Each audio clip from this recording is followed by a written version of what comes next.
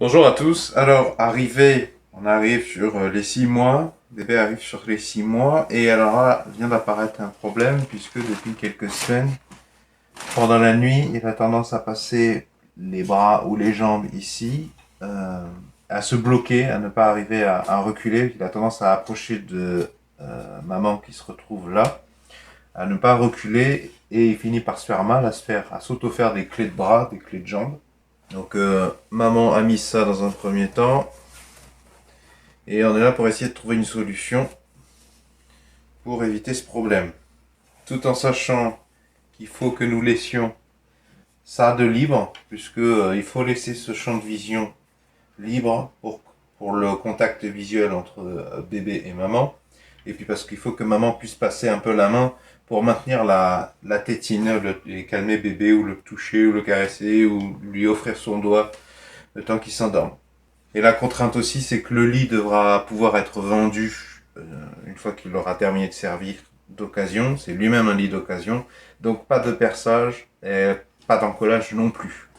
Pour ce faire, je pars sur l'idée d'utiliser un restant de lames de paquet de parquet. Et je pense que c'est une bonne idée parce que je pense qu'il y a beaucoup de gens qui auront dans leur cave ou dans un grenier ou quelque part ou chez la cave du voisin, le parquet stratifié est massivement utilisé. Quand on en achète, on charge en général le devis de plus 10% de la superficie calculée pour avoir suffisamment de stock et puis avoir quelques lames de rechange du même bain, c'est-à-dire de la même couleur, pour les décennies à venir s'il y a une réparation à faire. Donc c'est un matériau très très répandu, très bon marché.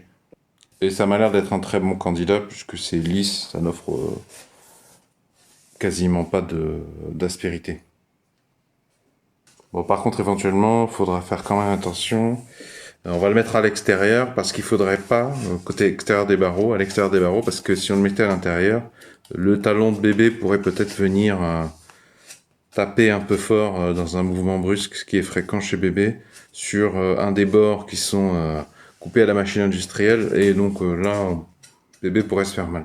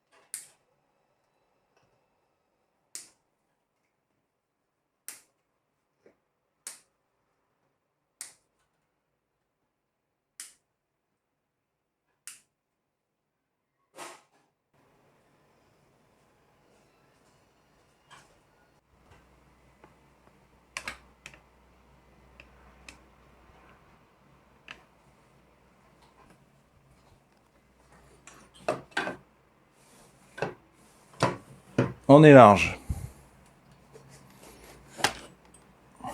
Attention à la manière dont vous coupez, parce que ça peut laisser une extrémité saillante qui peut agripper vos vêtements, ou vous griffer, vous ouvrir la peau. Donc coupez de manière la plus rase possible et intelligente.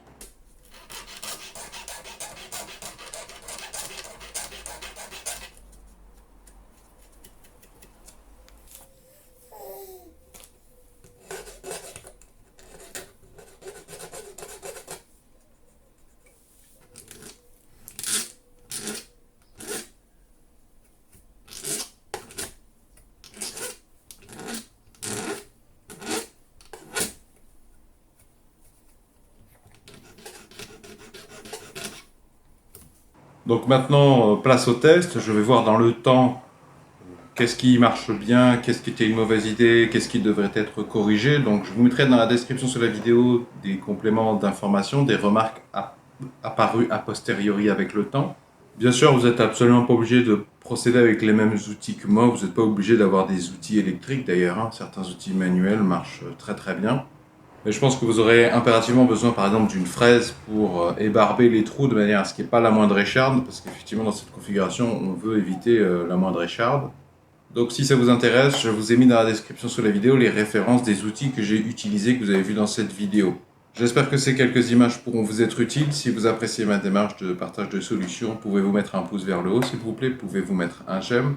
Si vous aimez vous débrouiller un maximum par vous-même pour résoudre les milliers obstacles de la vie quotidienne, je vous souhaite la bienvenue et je vous propose de vous abonner à la présente chaîne YouTube. Vont s'afficher à l'écran un rond et un rectangle. Le rond, vous cliquez dessus, ça vous abonne gratuitement à la présente chaîne YouTube.